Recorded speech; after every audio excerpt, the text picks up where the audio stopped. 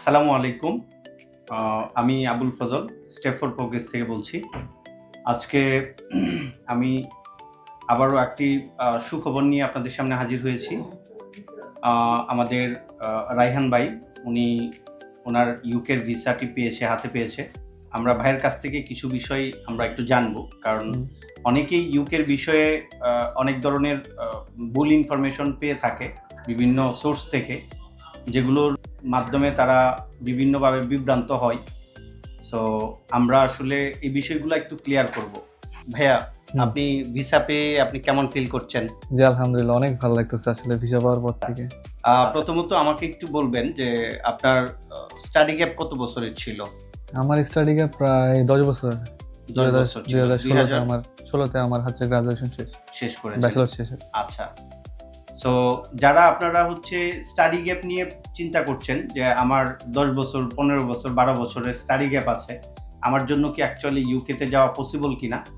আপনাদের জন্য আমরা ভাইয়ের সামনে, ভাই যেহেতু ভিসা পেয়েছে, আমরা এরকম অসংখ্য স্টুডেন্টদের ভিসা পেয়েছি যাদের স্টাডি গ্যাপ 10 থেকে 15 বছর ছিল। সো আপনাদের যাদের স্টাডি গ্যাপ নিয়ে টেনশনে আছেন, আপনারা চলে আসবেন স্টেপ 4 এ। আরেকটা বিষয় হচ্ছে, আপনি কতদিনে ভিসা পেয়েছেন ভাইয়া? আমি মাত্র 72 ঘন্টায় ভিসা পেয়েছি। 72 ঘন্টার মধ্যে ভিসা পেয়েছেন। আচ্ছা, আরেকটা মোস্ট ইম্পর্টেন্ট বিষয় হচ্ছে, আপনার তো ইংলিশ টেস্ট কি ছিল?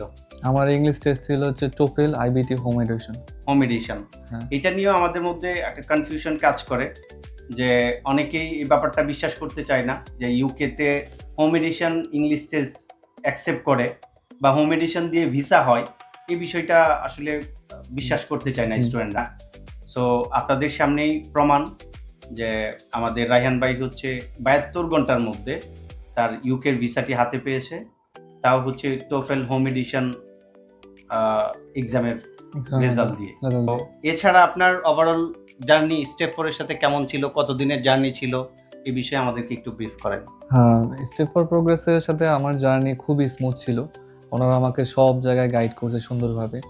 মানে একটার পর একটা কিভাবে করতে হবে, কিভাবে করলে ভালো হয়, এগুলো সব গাইড করছে। আর স্পেশালি আমি তন্ময় ভাইকে থ্যাংক ইউ বলতে চাই। উনি আমাকে সব কিছু প্রপারলি বুঝাই দিয়েছে।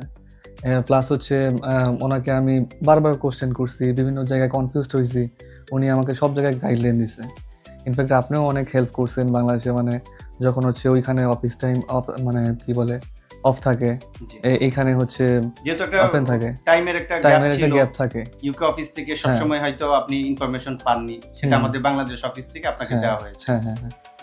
তো ওভারঅল জার্নিটা আমার খুবই স্মুথ ছিল, খুবই সুন্দর ছিল আর কি।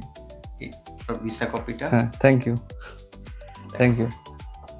এই যে আমার ভিসা কপি, আলহামদুলিল্লাহ।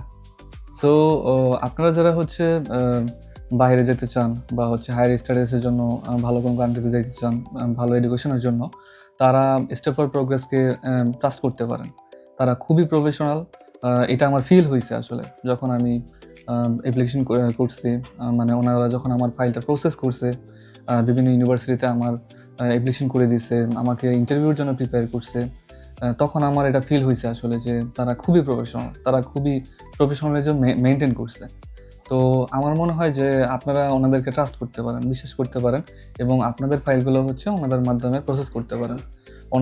ওনারাও ইনশাল্লাহ, আমি দোয়া করবো যে আপনাদের ফাইলগুলো ওনারা খুব আমার মতো করে হচ্ছে ওনারা প্রসেস করে দিবে।